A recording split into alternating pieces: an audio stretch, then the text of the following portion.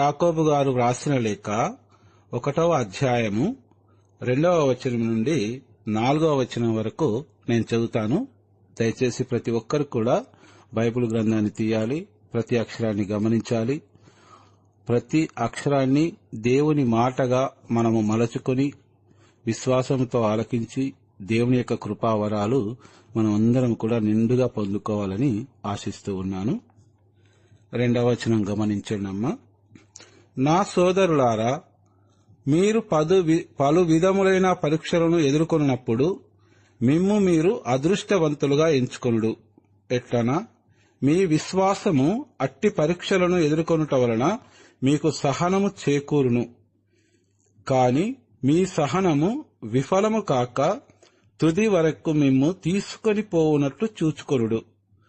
అప్పుడు మీరు ఏ కొరతయూ లేక పరిపూర్ణులై సమగ్రతను పొందగలరు. యాకోబు గారు మనందరినీ కూడా సర్వ క్రైస్తవ ప్రపంచాన్ని ఉద్దేశించి వ్రాస్తున్న లేఖ అన్నమాట. ఇది కేవలము 2000 సంవత్సరాల క్రితము జీవించి ఉన్న సంఘానికి వ్రాసిన లేఖ అని మనం అనుకోకూడదన్నమాట. లోకాంతం వరకును కూడా ఈ లేఖ వర్తిస్తూ ఉంది. ప్రతి వ్యక్తి కూడా యాకోబు గారు ఈ లేఖ నా గురించే వ్రాశాడు, నాకే వ్రాశాడు అన్నంతగా ఈ లేఖలోని వాక్యాలలో మనమంతగా లీనమైపోవాలి. ప్రియ సోదరులారా, యాకోబు గారు ఎలా మొదలు పెడుతున్నారు తన లేఖను అనగా, సోదరులారా అని మొదలు పెడుతున్నాడు. మనమందరం కూడా ఆయన సోదరులము అని లేఖ ద్వారా పేర్కొంటూ ఉన్నాడు. మీరు పలు విధములైన పరీక్షలను ఎదుర్కొన్నప్పుడు,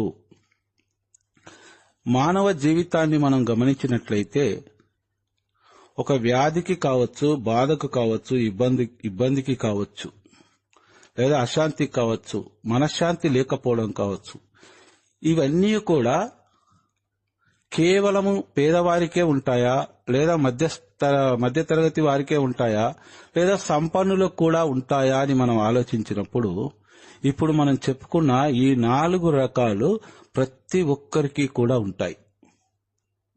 ప్రపంచాన్ని మొత్తం కొనగలే శక్తి ఎవరికైతే ఉంటుందో వారికి కూడా ఈ బాధలన్నీ ఉంటాయి. అనారోగ్యం ఉంటుంది, అశాంతి ఉంటుంది, మనసులో అలజడి ఉంటుంది, వ్యాధి బాధలుంటాయి, ఇవన్నీ కూడా ఉంటాయి. ప్రతి మనిషికి ఉంటుంది అని యాకోబు గారు లేఖలో పేర్కొంటూ ఉంటున్నాడు. మీరు పలు విధములైన పరీక్షలను ఎదుర్కొన్నప్పుడు మిమ్ము మీరు అదృష్టవంతులుగా భావించుకొనుడు. మనము ఒక వ్యాధి వచ్చింది అంటే మనం ఎంతో బాధపడతాం. కొన్ని వ్యాధులకి మన ఆస్తులు కూడా అమ్మినా సరిపోనంత తీవ్రమైన వ్యాధి వస్తూ ఉంది, బాధలు వస్తూ ఉంటున్నాయి. కానీ ఇక్కడ యాకోబు గారు లేఖలో ఏమని పేర్కొంటూ ఉన్నాడంటే, మీరు అదృష్టవంతులుగా ఎంచుకొనుడు. నేను అదృష్టవంతుని, నాకు ఈ వ్యాధి వచ్చింది కాబట్టి, ఈ పరీక్ష, ఈ కష్టం ఎదురవుతుంది, ఈ ఆర్థిక సమస్య నాకు ఎదురైంది, నాకు ఈ అలజడి ఎదురైంది, నాకు ఈ సమస్యల నుండి నేను ఎప్పటికీ కూడా బయటపడలేను, నాకు ఆత్మహత్య శరణ్యము అనుకునే వారి గురించి కూడా ఈ లేఖలో పేర్కొంటూ ఉన్నాడు యాకోబు గారు. మీరు అదృష్టవంతులుగా ఎంచుకొనుడు. ఎందుకు మనల్ని అదృష్టవంతులుగా ఎంచుకోమంటున్నాడు? ఈ రోజుల్లో మనం చూసినట్లయితే మన ప్రార్థనలన్నీ కూడాను సుమారుగా అన్ని కూడాను దేవుని శరణ కోరుతూ ఉంటాం. ఎందుకు? దేవుని యొక్క శరణ మనకు కావాలి, ఆయన రక్షణ మన ఎందుకు కావాలి అంటే, మనకొచ్చే వ్యాధి బాధలు కావచ్చు, ఇబ్బందులు కావచ్చు, సమస్యలు కావచ్చు, ఏదైనా సరే ఒక మానవ పరంగా మానవుడు ఎదుర్కొంటున్న చెడు నుంచి బయటపడుట కొరకు దేవుణ్ణి మనము అనుదినము కూడా ప్రార్థిస్తూ ఉంటాం. యాకోబు గారు అంటున్నారు, మీరు ఆ పరీక్షలను ఎప్పుడైతే ఎదుర్కొంటూ ఉన్నారో, అలాంటి పరీక్షలను ఎదుర్కొంటున్న సమయాలలో మీరు అదృష్టవంతులుగా ఎంచుకోనండి, మీరు అదృష్టవంతులని భావించుకోనండి మీ మనసులలో. ఎక్కన విశ్వాసము అట్టి పరీక్షలను ఎదుర్కొనుట వలన మీకు సహనము చేకూరును. దేవుని పైన మనకెప్పుడైతే ఎన్ని సమస్యలైతే మనల్ని వెంటాడుతూ ఉంటాయో ఆ సమస్యలను అధిగమించే అంత విశ్వాసము దేవుని పైన మనకు కలగాలి అంటున్నాడు యాకోబు గారు. వాక్యాన్ని మనం చాలా బాగా అర్థం చేసుకోవాలి. అట్టి పరీక్షలను ఎదుర్కోవడం వల్ల మనకు సహనము చేకూరును. ఆ సహనాన్ని, ఆ ఓర్పుని ఎవరిస్తారు మనకి? వాటన్నిటిని కూడా భరించుటకు, పరిష్కరించుకొనుటకు, అవన్నిటిని కూడా మనం ఎప్పుడైతే సహనాన్ని మనము దేవుని సన్నిధిలో మన విశ్వాసం ద్వారా వెలుబుచ్చుతామో దేవుడే మనకు ప్రసాదిస్తాడంట. సహనం అంటే మనకొచ్చే ఏ సమస్య అయినా కావచ్చు, ఏ వ్యాధి బాధలైనా కావచ్చు, ఆర్థిక సమస్యలన్నీ కూడా కావచ్చు, వాటన్నింటిని కూడా జయించే శక్తి నీ సహనానికి ఉంటుంది అంటున్నాడు యాకోబు. సహనం అనగా దేవుణ్ణి మనం ప్రార్థించాలి. విశ్వాసము కోల్పోకుండా మనం ప్రార్థించాలి. అవిశ్వాసపరులముగా మనం ప్రార్థించకూడదు. నాకు ఈ వ్యాధి తగ్గుతూ ఉందా, నేను ప్రార్థిస్తున్నాను కానీ దేవుడు నన్ను స్వస్థపరుస్తాడా, లేదా ఈ బాధ నుండి నేను విముక్తిని కాగలుగుతానా నేను ప్రార్థన చేస్తే అనే అవిశ్వాసముతో మనం ఎప్పుడు కూడా ప్రార్థించకూడదంట. మనకి ఎనలేని సహనాన్ని, శక్తిని దేవుడు ప్రసాదిస్తాడు. మనకెంతైతే విశ్వాసం ఉంటూ ఉందో అంత శక్తిని మన ప్రార్థన ద్వారా మనకు ప్రసాదించి ఎలాంటి కష్టాన్ని ఎదుర్కొను ఒక గొప్ప ఆయుధం, ప్రార్థన ఆయుధాన్ని మనందరికీ కూడా ఇస్తాడు దేవుడు అని యాకోబు గారి లేఖ ద్వారా మనందరితో మాట్లాడుతూ ఉన్నాడు. ప్రియ సహోదరి సహోదరులారా, 4వ వచనం చూడండి. కాని మీ సహనము విఫలము కాక తుది వరకు మేము తీసుకొని పోవునట్లు చూచుకొనుడు.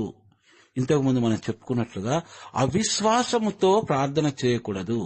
అవిశ్వాసముతో ప్రార్థన చేయాలని ఏ విశ్వాసి కూడా అనుకోడు. కానీ వారికున్న పరిస్థితుల తీవ్రతను బట్టి వారు అవిశ్వాసులుగా మారుతారు. కాబట్టి అలా మారకూడదు అంటున్నాడు యాకోబు గారు. ఏమంటున్నాడు? మీ సహనము విఫలము కాక తుది వరకు మేము తీసుకొని పోవునట్లు చూచుకొనుడు. మనం జాగ్రత్త పడాలి. మనం విశ్వాసంలో ఎక్కడైనా పడిపోతూ ఉన్నామా? సముద్ర తరంగముల వలె అనగా సముద్రము అలల వలె అల వెంట అల వచ్చినట్లుగా మన జీవితాలలో కష్టం వెంబడి కష్టం వచ్చి గుక్క తిప్పుకోని కష్టాలు వచ్చినప్పుడు కూడా మన సహనాన్ని మనం కోల్పోకూడదు. మన సహనము ఎప్పుడైతే కోల్పోతామో మనలోని విశ్వాసం మనం కోల్పోగలుగుతాము. కాబట్టి దేవుడు మనకెలలేని సహనాన్ని, ఓర్పును, శాంతిని, తన శాంతి సమాధానాలను మన విశ్వాసము ద్వారా మనము కష్టాలలో ఉన్నప్పుడు ప్రసాదిస్తాడు అని యాకోబు గారు ఈ వాక్యాల ద్వారా చక్కగా మాట్లాడుతూ ఉన్నాడనమాట. అప్పుడు మీరు ఏ కొరతయు లేక సంపూర్ణులై సమగ్రతను పొందగలరు. చూడండి ఎంత చక్కని మాట తెలియచేస్తున్నాడు యాకోబు గారు. ఏమంటున్నాడు? ఎప్పుడైతే మనం సహనము విఫలము కాక చివరి వరకు అంటే ఎప్పటి వరకు? చివర అనగా అంతం ఎప్పటి వరకు ఉంటుంది? మనిషి జీవించి ఉన్నంత కాలము వరకు. చూడండి ప్రియ సహోదరి సహోదరులారా, మనం అందరము కూడా ఈ వాక్యాన్ని ఆలకించే వారిలో అన్ని వయస్కుల వారు ఉన్నారని నేను అనుకుంటూ ఉన్నాను. మనకెన్నో కష్టాలు రావచ్చు. ఒక 50, 60 లేదా 70 సంవత్సరాల వయస్సు గల వారిని మనం అడిగి చూస్తే వారు ఏమంటారంటే, అమ్మా నీ జీవితంలో ఎప్పుడు కష్టాలు రాలేదా అని మనం అడిగితే చాలా వచ్చాయనే సమాధానం చెప్తారు. మరి వచ్చినాయని నిలబడి ఉన్నాయా అలాగే అంటే వస్తూ ఉన్నాయి, పోతూ ఉన్నాయి. వాటికి కారణం ఏంటి అంటే సహనము, విశ్వాసముతో కూడిన సహనము. ఆ సహనం అనేది మనలోనికి రావాలి. దేవుడు ఎన్ని సముద్రం లాంటి అలల లాంటి కష్టాలు వచ్చినా కూడాను మనము విశ్వాసము కోల్పోకుండా ఉండినట్లయితే ప్రతిదాన్ని కూడా ప్రార్థన ద్వారా జయించే శక్తిని దేవుడు మనకు ప్రసాదిస్తూ ఉన్నాడు. ప్రార్థన మన చేతిలో ఉన్న ఆయుధం. అంతకంటే మించిన ఆయుధము ఈ ప్రపంచంలో కోటాను కోట్ల డబ్బు వెచ్చించినా కూడా అలాంటి ఆయుధాన్ని పొందుకోలేం. అంత పవిత్రమైన, అంత శక్తివంతమైన ఆయుధాన్ని మనందరికీ కూడా దేవాది దేవుడు, సర్వసృష్టికర్త అయిన సర్వేశ్వరుని యొక్క ఏకైక కుమారుడైన మన రక్షకుడైన యేసుక్రీస్తు ప్రభు మనకిచ్చి ఉన్నాడు. ఏంటి ఆ ప్రార్థన? పరలోక ప్రార్థన. పరలోక ప్రార్థన నుండి మొదలు పెట్టాలి. తండ్రి దేవుడు మనకు క్రీస్తు ప్రభు ద్వారా ప్రసాదించిన గొప్ప ఆయుధమే పరలోక ప్రార్థన. అంతకంటే శక్తివంతమైన ప్రార్థన లేదు ఈ ప్రపంచంలో. అలాంటి ప్రార్థనను దీనులము, హీనులము, పాపులమైన మనకు ఉచితముగా ప్రసాదించాడు మన రక్షకుడైన క్రీస్తు ప్రభువు. అమ్మ, అర్థమవుతుందా తల్లి వాక్యము?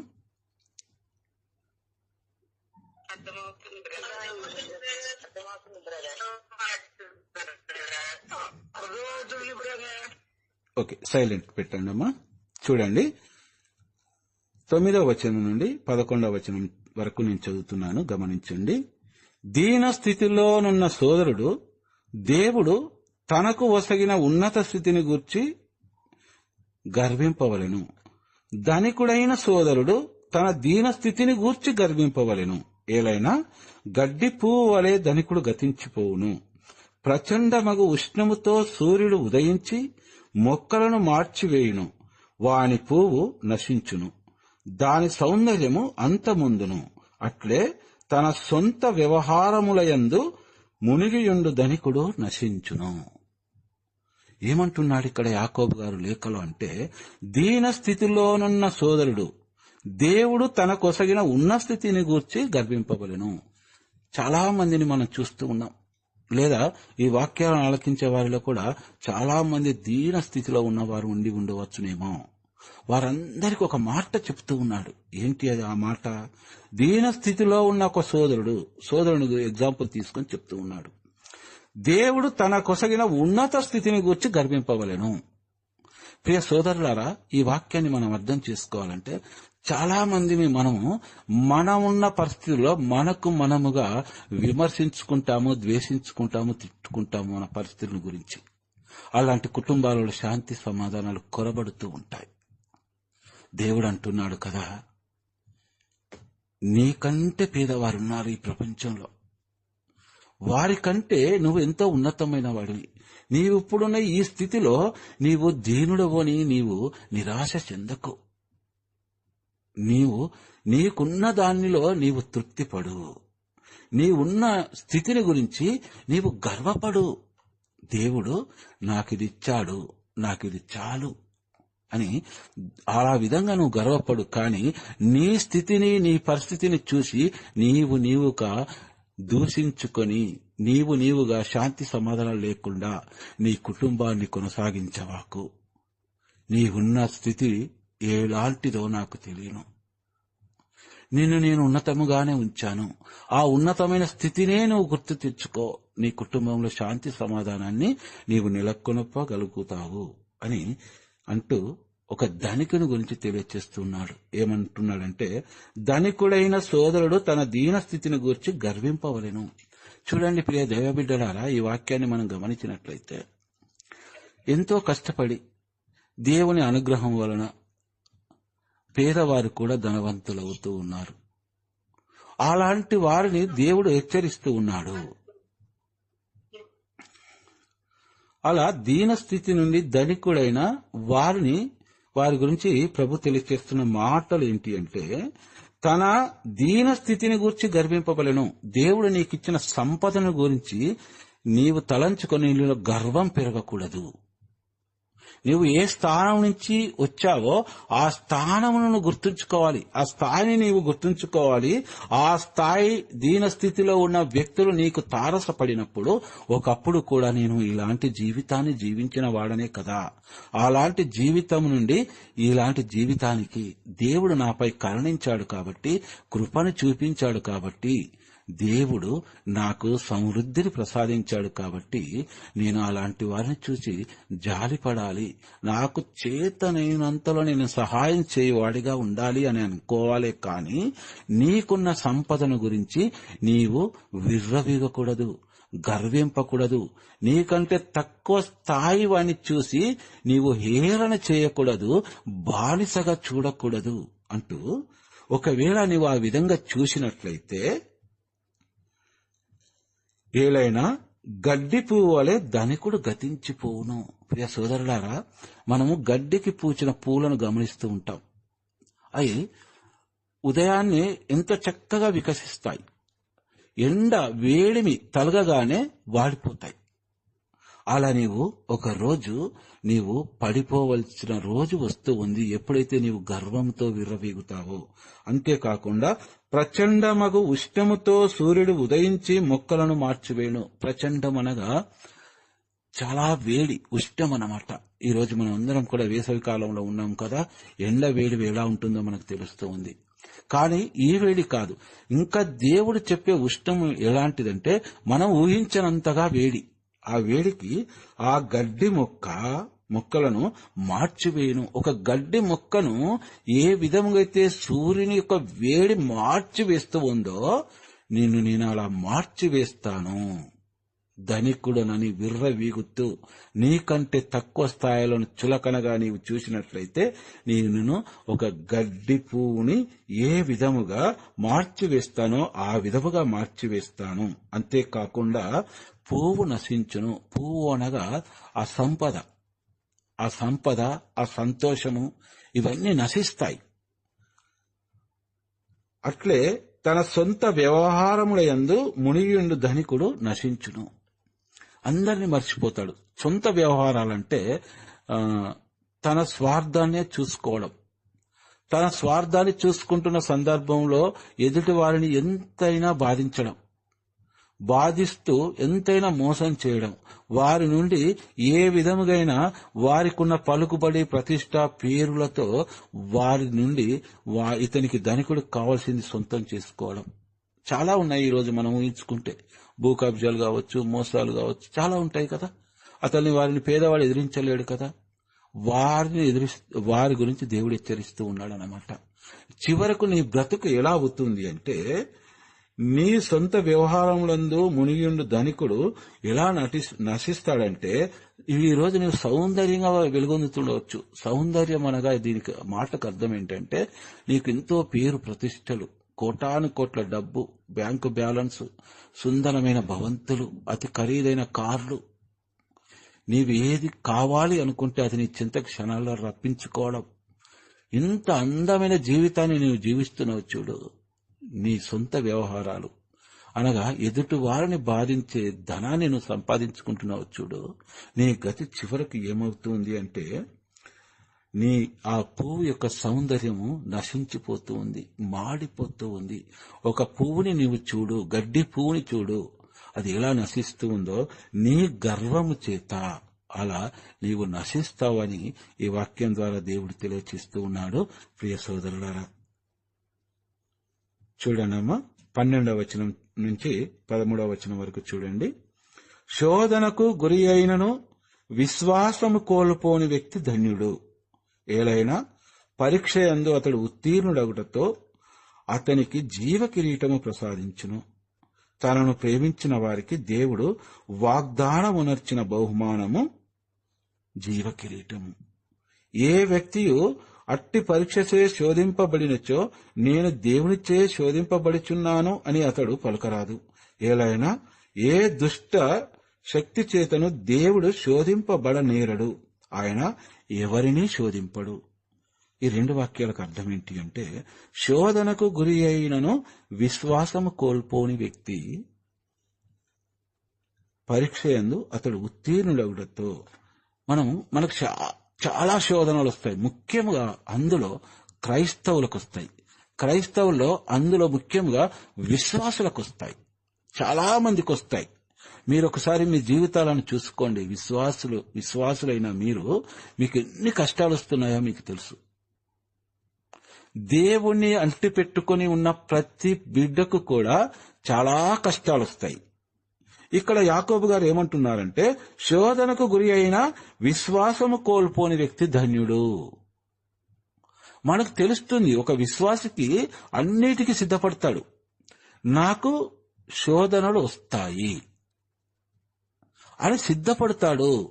దేవుని చేయి పట్టుకోవడానికి నాకు శోధనలు వస్తాయి, నేను సిద్ధమే దానికి అని తాను నిబ్బరము కలిగి ధైర్యము కలిగి దేవుని హస్తాన్ని పట్టుకుంటున్నాను. నేను దేవుని హస్తాన్ని పట్టుకోవడం అంటే ఏంటి? ఎన్ని శోధనలు వచ్చినా, ఎన్ని అవమానాలు వచ్చినా కూడా నేను ఆయన చేయి విడువను. ఆయన చేయి విడువను అనగా నేను విశ్వాసము కోల్పోని వ్యక్తిగా నా జీవిత అంతము వరకు కూడా నేను జీవిస్తాను అనేది ఒక దృఢమైన విశ్వాసము వారి హృదయాలలో ఉంటుంది. ప్రియ సోదరులారా, ఆ వ్యక్తి ధన్యుడు అంటున్నాడు యాకోబు గారు. ఏలైనా పరీక్ష యందు అతడు ఉత్తీర్ణుడగుటతో అతనికి జీవ కిరీటం ప్రసాదించును. ప్రతి విశ్వాసికి తెలుసు, ఇది శాశ్వతమైన జీవితం కాదు. ఈ జీవితం ముగించిన తోడనే నాకు మరొక జీవితం ఉంది, అది పరలోక జీవితము. అక్కడ నాకు ఏం లభిస్తూ ఉంది? ఇక్కడ ఎన్ని కష్టాలు, వ్యాధులు, బాధలు, ఇబ్బందులు, అవమానాలు ఇవన్నీ కూడా నేను ఎదుర్కొంటూ ఉన్నాను కదా. అసలు నేను దేన్ని పొందుకోవాలని ఇవన్నీ ఎదుర్కొంటున్నాను అని విశ్వాసిని మనం అడిగినట్లయితే యాకోబు గారు అంటున్నారు, నీకు పరమందు జీవ కిరీటం నీ కొరకు వేచి ఉన్నది అంటున్నాడు. ఒక మనిషి జీవిత కాలము చాలా రోజులు బ్రతికాడు అనుకుంటే ఒక 90-95 సంవత్సరాలు బ్రతికి ఉంటాడేమో, లేదా 100 సంవత్సరాలు బ్రతుకుతాడేమో. ఆ తరువాత ఎవరైనా సరే మరణింపవలసినదే, ఈ భౌతిక జీవితాన్ని ముగించవలసినదే. కానీ శాశ్వతమైన జీవితం, యుగ యుగాలు జీవించే జీవితము మనకు పరమందు ఉన్నది. ఆ పరమందు యుగ యుగాలు జీవించే జీవితానికి, అతి కొద్ది సంవత్సరాలు జీవించే ఈ జీవితానికి జీవించి భౌతికంగా మనం సాతానుకు లోబడ్డామంటే మనం జీవి కిరీటాన్ని పొందుకోలేము. ప్రియ సోదరి సోదరుడా, అదే అంటున్నాడు ఇక్కడ యాకోబు గారు. జీవ కిరీటాన్ని మనకు దేవుడు ప్రసాదించాలంటే శోధనకు గురి అయినను విశ్వాసము కోల్పోని వ్యక్తి ధన్యుడు. మన చివరి మజిలి పరలోక ప్రయాణమే. తండ్రి దేవుని యొక్క సన్నిధిలో మనము వాసమై ఉండడమే మన ప్రార్థనలన్నీ కూడాను. మరి ఈ రోజుల్లో చాలా మంది ఈ లోకానికి సంబంధించిన ప్రార్థనలు చేస్తున్నారు కదా, మరి అవి చేయకూడదా బ్రదర్ అని మీరు అడగవచ్చు. అది కేవలం ఒక భాగం మాత్రమే ఉండాలి మన జీవితంలో. జీవించినంత కాలము కూడా మన ఈ లోక జీవితం కొరకే మన ప్రార్థన ఉండకూడదు. ఒక భాగము మాత్రమే ఉండాలి. మిగతాదంతా కూడా మన జీవ కిరీటాన్ని ఎలా పొందుకోవాలి అనే దాని మీద మనం దృష్టిని సాధించాలి. ప్రియ సహోదరి సహోదరులారా, ఏ వ్యక్తి అయినను అట్టి పరీక్ష చే శోధింపబడినచో నేను దేవునిచే శోధింపబడుచున్నాను అని అతడు పలకరాదు. ఎట్టి పరీక్ష? ఇప్పుడు మనం చెప్పుకున్నట్లుగా అన్ని ఈ లోకానికి సంబంధించిన అన్ని మనకు వస్తూ ఉంటాయి. ఒక విశ్వాసికి మామూలు వ్యక్తికి వచ్చే కష్టాల కంటే కూడాను ఇంకా అధికంగా వస్తూ ఉంటాయి. ఎలా మనం తెలుసుకోగలగాలి అంటే, మనకి పునీతుని జీవితాలను మనం చదవచ్చు, అపోస్తల జీవితాలను చదవచ్చు, లేదా గొప్ప గొప్ప విశ్వాసులు ఉన్నారు, వారి జీవితాలను కూడా మనం వారి జీవిత చరిత్రను చూసినట్లయితే ప్రియ సోదరులారా, వారు వజ్ర వైడూర్యాలతో తలతూగిలేరు. సర్వ సంపదలు వాళ్ళు అనుభవించి మరణించలేదు. వారి జీవితాలు మనకు నేర్పిస్తూ ఉన్నాయి. ఈరోజు నీవు వారిలా ఉండాలి అంటే, నీవు జీవించి మరణించినను తిరిగి క్రీస్తులా మనం పునరుత్థానం అవ్వాలంటే వారి జీవితాలను దేవుడు మనకు ఆదర్శంగా చూపిస్తూ ఉన్నాడు. ప్రియ దైవ బిడ్డలారా, కాబట్టి ఈ కొందరు చాలా మంది మనం అనగా వింటూ ఉంటాం. అది ఏ మాట అంటే, దేవుడు ఎన్ని కష్టాలు ఇచ్చున్నాడు వీరి కష్టాలను దేవుడు ఎప్పుడు తీరుస్తాడో, వీరు ఇన్ని కష్టాల నుంచి ఎప్పుడు బయటపడతారో, ఎప్పుడు చూడు వాళ్ళ ఇంట్లో శాంతి సమాధానాలు ఉండవు, ఒకరంటే ఒకరికి పడదు, ఇన్ని కష్టాలు ఆ దేవుడు వీళ్ళకి ఎందుకు ఇస్తున్నాడో అని అనుకునే సందర్భాలు చాలా ఉంటాయి. అలా అనుకోరా అమ్మా నేటి రోజుల్లో? చెప్పండి.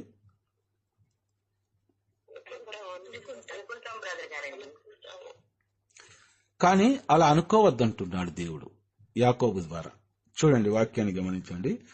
అతడు ఈ శోధనలన్నీ దేవుని ద్వారానే వచ్చాయి అని అనుకోకూడదంట. ఎందుకంటే మరొకసారి ఈ వాక్యాన్ని చదువుతాను, గమనించండి. ఏ వ్యక్తి అయినను అట్టి పరీక్షచే శోధింపబడినచో ఒక విశ్వాసి నేను దేవునిచే శోధింపబడుచున్నానని అతడు పలకరాదు. ఇవన్నీ కూడా దేవుడే నాకు కష్టాలు ఇచ్చాడు అని దేవుని మీద మనం ఒక అపవాదు వేయకూడదు. దేవుడే మనల్ని కష్టపెడుతున్నాడని. మరి ఎవరు కష్టపెడుతున్నారు?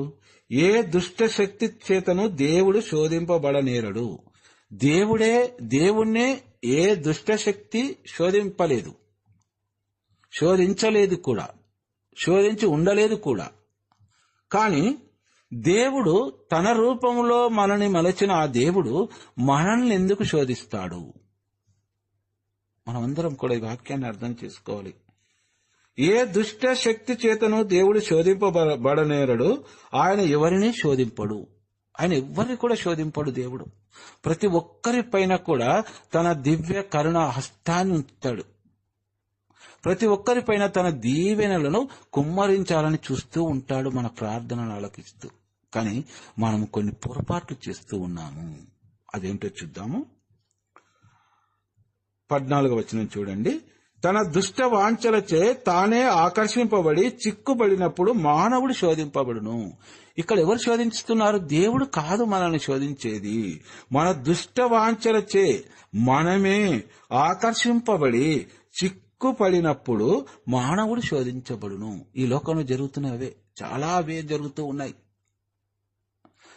ఒకరికి ఉన్నదానికంటే మనకింక ఎక్కువ ఉండాలి, వారికంటే మనం ఏమి తక్కువ, ఇలాంటి ఆలోచనలు చాలా మందిలో ఉంటాయి.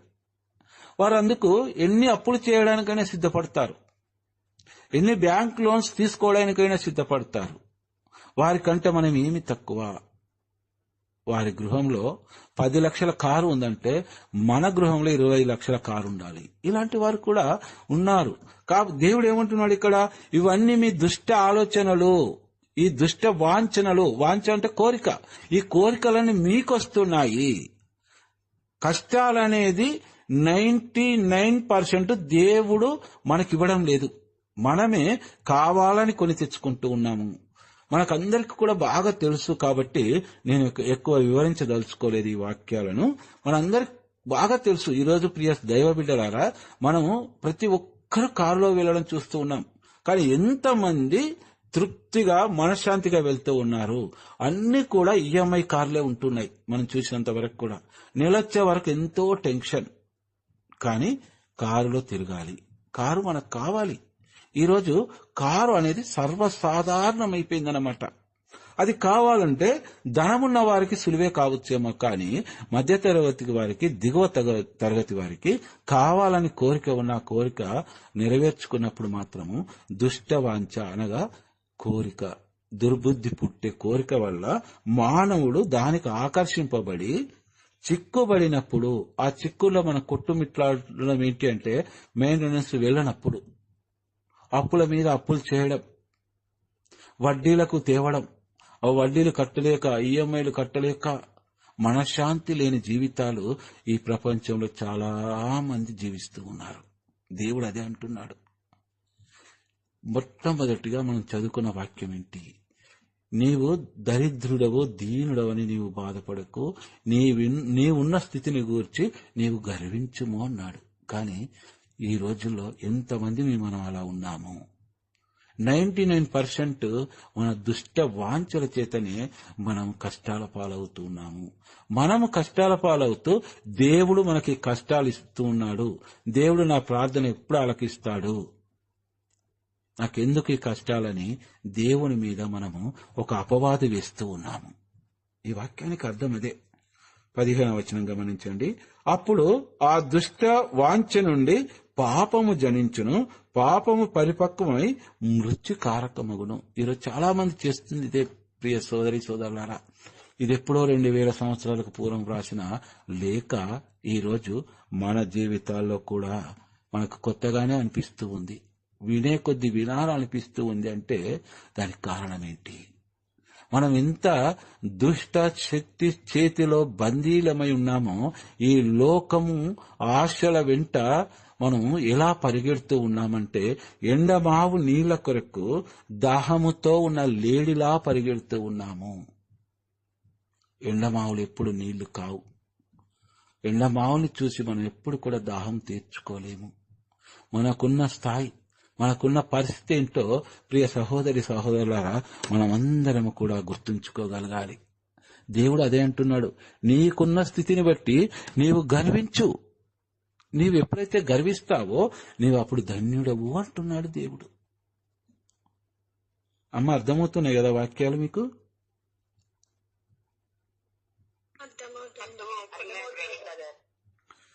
చూడండి, ఓకే, చూడండమ్మా 19-20 వచనాలు. నా ప్రియ సోదరులారా, దీనిని జ్ఞాపకం ఉంచుకొనుడు. ప్రతి వ్యక్తియు ఆలకించుటయందు చురుకుదనమును, మాటలాడుటయందు నిదానమును ప్రదర్శింపబలెను. త్వరపడి కోపింపరాదు. ఏలైనగా దేవుని నీతిని నెరవేరుటకు మానవుని కోపము తోడ్పడదు. ఎంత చక్కగా యాకోబు గారు ఎంత ప్రేమతో మనకు రాస్తున్న లేఖ అంటే, నా ప్రియ సోదరులారా, దీనిని జ్ఞాపకం ఉంచుకొనుడు. దేనిని జ్ఞాపకం ఉంచుకోవాలి తెలియచేస్తూ ఉన్నాడు. ప్రతి వ్యక్తియు ఆలకించుటయందు చురుకుదనమును, మాట్లాడుటయందు నిదానమును ప్రదర్శింపవలెను. త్వరపడి కోపింపరాదు. మనిషి జీవితంలో ముఖ్యముగా మనము మొట్టమొదటిగా చేయవలసిన పని ఇదే. మనం చాలా మందిని గమనిస్తూ ఉంటాం, ఎచ్చటికి వెళ్ళినా కూడా నా మాటే సాగాలి, నా మాటే వినాలి, నేను చెప్పినట్లే అందరూ వినాలి, నాకు అందరూ లోబడి ఉండాలి అనేది ప్రతి ఒక్కరిలో ఉంటూ ఉంది. దాన్నే మత్సరము అంటాం. వ్యవహార పెత్తనాలన్నీ నేనే చేయాలి అనేది మనిషిలో ఉంటూ ఉంది. ఇక్కడ ఏమంటున్నాడు, నా ప్రియ సోదరులారా, దీనిని జ్ఞాపకం ఉంచుకొనుడు. ప్రతి వ్యక్తియు ఆలకించుటయందు చురుకుదనమును, మాట్లాడుటయందు నిదానమును ప్రదర్శింపవలెను. ప్రియ దైవబిడ్డలారా, మీరు రేపొక్కరోజు పాటించి చూడండి. ఒక వ్యక్తికి, మన ఎదుటనున్న వ్యక్తికి పూర్తి అవకాశం ఇవ్వాలి మాట్లాడడానికి. పూర్తి అవకాశం అంటే 100% మనం అవకాశం ఇచ్చినప్పుడు ఆ వ్యక్తి ఎలాంటి వాడో మనము తెలుసుకోవచ్చు. ఆ వ్యక్తి మాటలను బట్టి, ఆ వ్యక్తి నోటిలో నుండి వెలువడు మాటలు విషపూరితమైన మాటలా, ప్రేమ కలిగిన మాటలా అనేది మనం తెలుసుకోవచ్చు. లేదా మనం చెబితేనే ఆ వ్యక్తి వినాలి అని మన మనసులో ఎప్పుడైతే ఉంటుందో ఆ వ్యక్తి గురించి మనకి ఏమాత్రం కూడా తెలియదు అన్నమాట. ప్రతి విషయంలో కూడాను మనం ఎచ్చటికి వెళ్ళినా ఒక వ్యక్తి మాట్లాడుతూ ఉన్నాడంటే ఆ వ్యక్తి ఏం మాట్లాడుతూ ఉన్నాడు, దేని గురించి మాట్లాడుతున్నాడు, ఎందుకు మాట్లాడుతూ ఉన్నాడు, ఆ మాట్లాడే మాటల్లో విషపూరితమైన మాటలున్నాయా, ప్రేమతత్వం కలిగిన మాటలున్నాయా అని మనము వినాలి అంటున్నాడు దేవుడు. అప్పుడు ఆ మనిషి గురించి మనం తెలుసుకోవచ్చు. రెండవదిగా, ఆలకించుటయందు చురుకుదనాన్ని చూపించాలి. మనం ఎప్పుడైతే వింటూ ఉంటున్నాం కదా, చురుకుదనం అంటే ఏంటి అంటే ప్రతి విషయాన్ని కూడా ఇంట్రెస్ట్ గా వినాలి, శ్రద్ధగా వినాలి. ప్రతి విషయాన్ని కూడా శ్రద్ధగా విన్నప్పుడే ఆ వ్యక్తి ఎలా మాట్లాడుతున్నాడని మనకు తెలుస్తూ ఉంది. ఇది కేవలం ఒకవైపు. రెండో వైపు ఏంటి అంటే, మనము ఒక సువార్తను వింటూ ఉన్నప్పుడు లేదా దివ్యపలి పూజలో పాల్గొంటూ ఉన్నప్పుడు కూడా మనం శ్రద్ధగా వినాలి. ఎలాంటి ఆలోచన చేయకూడదు. మనం ఎప్పుడైతే శ్రద్ధగా వింటామో ప్రతి వాక్యము కూడాను, దేవుడు మాట్లాడే ప్రతి మాట కూడాను ఒక విత్తనములా మారి మన హృదయాంతరంగంలో నాటబడి వృక్షమై ఫలిస్తూ ఉంది. మనకు ఆ వాక్కు, దేవుని వాక్కు ద్వారా మనం ఎన్నో ఫలాలు పొందుకుంటాం.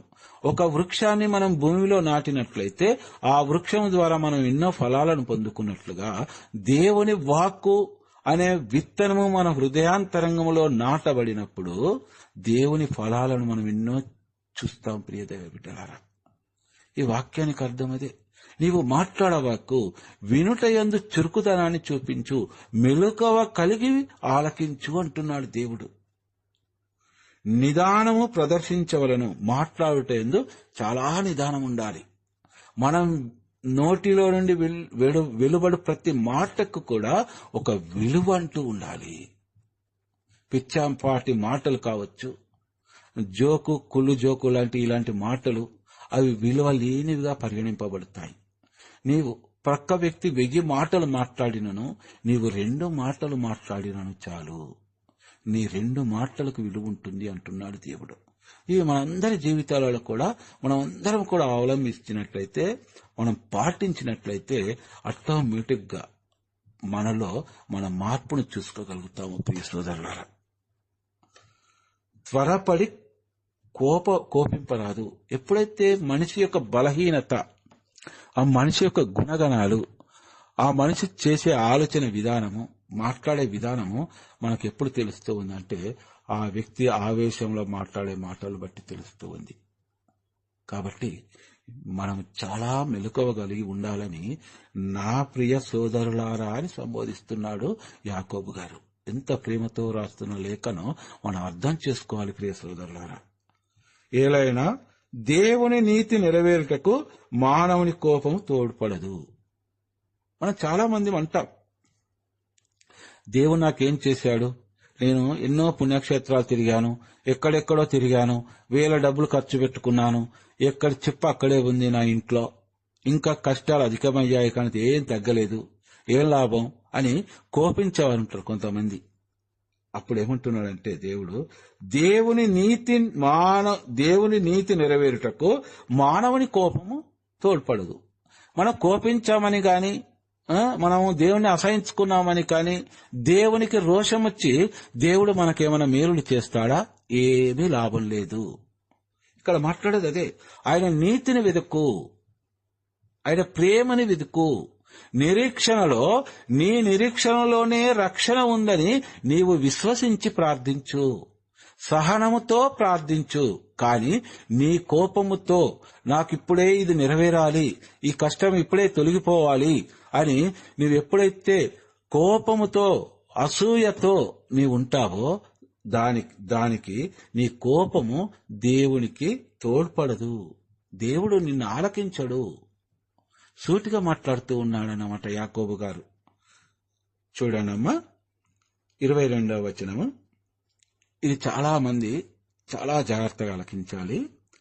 వాక్యము కేవలము వినుటయే అని ఆత్మవంచన చేసుకొనకుడు, దానిని ఆచరింపుడు. కొందరు ఎవరు అంటే, ఒకవేళ తప్పుగా మాట్లాడితే ముందేసారి చెప్తున్నాను, కొందరు చాలా వడకాలకు వెళ్తారు, ప్రార్థనలకు వెళ్తారు, అక్కడికి వెళ్తారు, ఇక్కడికి వెళ్తారు, అన్ని చేస్తారు. కానీ వెళ్ళి వచ్చాము అని గొప్ప చెప్పుకుంటారు, కానీ అక్కడికి వెళ్లి వాక్యాన్ని ఆలకించరు. అక్కడికి వెళ్ళాము, ఇక్కడికి కలిసిన వారందరితో చెప్తూ ఉంటారు. అలాంటి వారి గురించి దేవుడు ఏం మాట్లాడుతున్నాడంటే, వాక్యము కేవలం వినుటైన ఆత్మవంచన చేసుకొనకూడదు. అంటే అక్కడ ఆ వాక్యం విన్నాను, ఆ ఫాదర్ చెప్పినప్పుడు విన్నాను, ఈ గురువు చెప్పినప్పుడు విన్నాను, ఆ సువార్థికుడు చెప్పినప్పుడు విన్నాను, అన్ని వాక్యాలను విన్నాను నేను, నాకు అందరి ఫాదర్ల గురించి తెలుసు, ఏ ఫాదర్ ఎట్లా వాక్యం చెప్తాడో అని అనేవాళ్ళు చాలా మంది ఉంటారు. కానీ వారిని మనం ఒక మాట అడగాలి. ఈరోజు నీవు వెళ్ళావు కదా ప్రార్థనకి, నువ్వేం విన్నావు? ఆ గురువు చెప్పిన సువార్త వాక్యాన్ని నువ్వు ఏ వాక్యాన్ని విన్నావు? విన్న వాక్యాన్ని నీ హృదయంలో పదిలపరుచుకొని నువ్వు ఏ విధముగా వాక్య ప్రకారం జీవించగలుగుతున్నావు అని అలాంటి వారిని మనం ప్రశ్నించినట్లయితే వారి నుండి సమాధానం రాదు. ప్రియ దైవ బిడ్డ, ఈ వాక్యం అలాంటి వారి కొరకే. సారీ అమ్మా, ఎవరైనా ఉంటే ఈ వాక్యాన్ని ఆలకించే వారిలో ముందుగానే సారీ చెప్తున్నాను, ఎందుకంటే కొన్ని చెప్పక తప్పదన్నమాట వాక్యం కాబట్టి. వాక్యమును కేవలం వినుటయేనని ఆత్మవంచన చేసుకున్నప్పుడు దానిని ఆచరింపుడు. మనము ఎక్కడైతే వాక్యాన్ని వింటున్నామో చాలా వింటాము, 1 గంట 2 గంటలు వింటాము, అదంతా ఆచరించాల్సిన పని లేదు. అవన్నీ కూడా గుర్తుంచుకుంటా ఉండవు కూడా మనకి. కానీ ఏదో వాక్యము మన హృదయానికి తాకుతూ ఉంది, మన హృదయంలో నాటబడుతూ ఉంది. ఆ ఒక్క ఒక్క వాక్యం ప్రకారం మన జీవితాన్ని మలుచుకున్నట్లయితే ఆ జీవ కిరీటం మనదే అవుతుంది. పరమునున్న జీవ కిరీటము మనదే అవుతుంది. కానీ ఎంతమంది ఈ చెవి గుండా వింటూ ఉన్నామో ఈ చెవి ద్వారా వదిలేస్తూ ఉండేవారే చాలా మంది ఉంటున్నారు. మరి మనం ఈ చెవితో విని ఈ చెవితో వదిలేసే వారిగా ఉన్నామా, లేదా దేవుని వాక్కును ఆలకించి పాటించే బిడ్డలుగా మనం ఉన్నామా? ఇది ఎవరికి వారుగా మనమందరం కూడా ఆత్మ పరిశీలన చేసుకునే అతి విలువైన ముఖ్యమైన సమయం. ప్రియ దైవ బిడ్డ, చూడండమ్మా, 23 నుంచి 25వ వచనం వరకు యాకోబు గారు రాసిన లేఖ. ఏలైనా ఆ వాక్కును కేవలం విని ఆచరింపనివాడు అద్దమున తన ప్రతిబింబమును చూచుకున్నట్టి వ్యక్తి వంటివాడు. తన రూపమును ఒకమారు చూచుకొని అతడు మరలిపోవును, ఆ క్షణముననే తన రూపమును మరచిపోవును.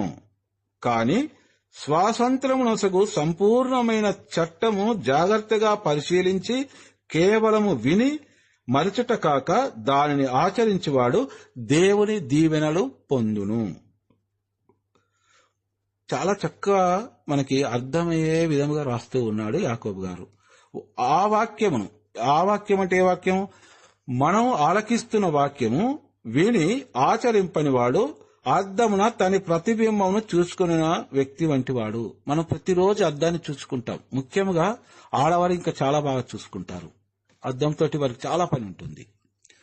అద్దంలో చూసుకొని తన ప్రతిరూపాన్ని చూసుకొని వెళ్లిపోతారు. మళ్ళీ మరుసటి రోజు మళ్ళీ అద్దంలో చూసుకుంటారు, వెళ్లిపోతారు. తన ప్రతిరూపాన్ని మర్చిపోతారు, తన ప్రతిబింబాన్ని. ఇదే విధంగా చాలా మంది దైవ వాక్కును కూడా ఆలకించేవారు ఉన్నారు. వాక్యాన్ని ఆలకిస్తున్నారు, మర్చిపోతూ ఉన్నారు. వాక్యాన్ని ఆలకిస్తున్నారు, మర్చిపోతున్నారు. అద్దంలో తన ప్రతిబింబాన్ని చూసి ఎలా మర్చిపోతూ ఉన్నామో ఆ విధముగా మర్చిపోతున్నామంట మన వాక్యాన్ని, దేవుని వాక్యాన్ని. ఆలకించడం లేదా అంటే ఆలకిస్తున్నాం. ప్రార్థనకు వెళ్ళడం లేదా అంటే ప్రార్థనకు వెళ్తూ ఉన్నాం.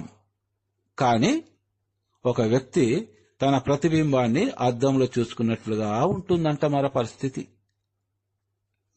తన రూపమును ఒక మారు చూచుకొని అతడు మరలిపోవును, ఆ క్షణంలోనే తన రూపమును మర్చిపోవును. ఇదే జరుగుతుంది చాలా మంది క్రైస్తవ బిడ్డలలో. ఈ రోజు క్రైస్తవ బిడ్డలు దేవుని వరాలను, కృపాలను పొందుకోలేకపోవడానికి ముఖ్య కారణం ఏంటి అంటే మనముని అద్దంలో చూసుకుని మర్చిపోయినట్లుగా ఉంటున్నామంట. కాని స్వాతంత్ర్యమునొసగు సంపూర్ణమైన చట్టమును జాగ్రత్తగా పరిశీలించి కేవలము విని మరచుటయ కాక దానిని ఆచరించేవాడు దేవుని దీవెనలు పొందును. ప్రతి మనిషికి కూడా స్వతంత్రాన్ని ఇచ్చాడు దేవుడు. ఎవరిని కూడా బలవంతాన ప్రార్థనలో కూర్చోబెట్టడం లేదు. నువ్వు వింటావా చేస్తావా అని ఎవరిని కూడా ఆజ్ఞ వేయడం లేదు. ప్రతి ఒక్కరికి స్వాతంత్రం ఇస్తూ ఉన్నాడు. ఆ స్వాతంత్రం యొక్క చట్టాన్ని మనం జాగ్రత్తగా గమనించాలి. దేవుని యొక్క ఆజ్ఞలను మనం గుర్తుంచుకోవాలి. చట్టం అనగా దేవుని యొక్క ఆజ్ఞలను మనం గుర్తుంచుకున్నట్లయితే జాగ్రత్తగా పరిశీలించి కేవలం మనం విని మరచుట కాక దేవుడు నాతో ఏం మాట్లాడాడు, దేవుడు ఆజ్ఞను ఎలా నెరవేర్చాలి, దేవుడు చిత్తాన్ని ఎలా నెరవేర్చినట్టయితే దేవుడు తన వాగ్దానం, నాకు చేసిన వాగ్దానాన్ని తను ఏ విధంగా నెరవేర్చగలుగుతాడు, ఇది మనం వాక్యము ద్వారా తెలుసుకొని ఆచరించినట్లయితే మనం దేవుని వరాలను సమృద్ధిగా పొందుతామని ఈ వాక్యాల ద్వారా ప్రియ సహోదరి సహోదరులారా దేవుడు మనందరితో మాట్లాడుతూ ఉన్నాడు. సర్వ సృష్టికర్త అయిన సర్వేశ్వర, మా రక్షకుడు అయిన తండ్రి, ప్రభువా, మా దేవా, ఇప్పటి వరకు తండ్రి నీవు మాట్లాడిన ప్రతి మాటను తండ్రి మేమందరము ఆలకించి ఉన్నామయ్యా. ప్రభువా, మాలో ఉన్న తప్పులను, దోషాలను తండ్రి, పాపపు జీవితాన్ని తండ్రి మేము గుర్తు చేసుకుని ప్రభువా ఈ సమయాలలో తండ్రి వాటిని విడిచిపెట్టుటకు ప్రభువా మా హృదయాలలో మీ వాక్కని విత్తనము నాటబడి ఉన్నదని నిండు మనసుతో విశ్వసిస్తున్నాము తండ్రి. మా రక్షకుడా, మా దేవా, మేముగా మీ పాదాల చింత అర్పణగను, మా ప్రతి పాపాన్ని మీ పాదాల చింత పాప పరిహార బలిగాను అర్పిస్తున్నాము తండ్రి. రక్షకుడా, మా అందరిని అర్పణగా గైకొని మా ప్రతి పాపాన్ని పాప పరిహార బలిగా స్వీకరించి తండ్రి, మా దేవా, మా ప్రభువా, మా అందరిలో ఉన్న సకల దురాత్మలను తీసివేసి పవిత్రాత్మ శక్తిని మాలో నింపి నీ దివ్యవాక్కు చిత్త ప్రకారం జీవించు ధన్యతను మా అందరికీ ప్రసాదించుమని మా నాథుడైన యేసుక్రీస్తు పరిశుద్ధ నామంలో అడిగి వేడుకొనుచున్నాము తండ్రి. ఆమేన్.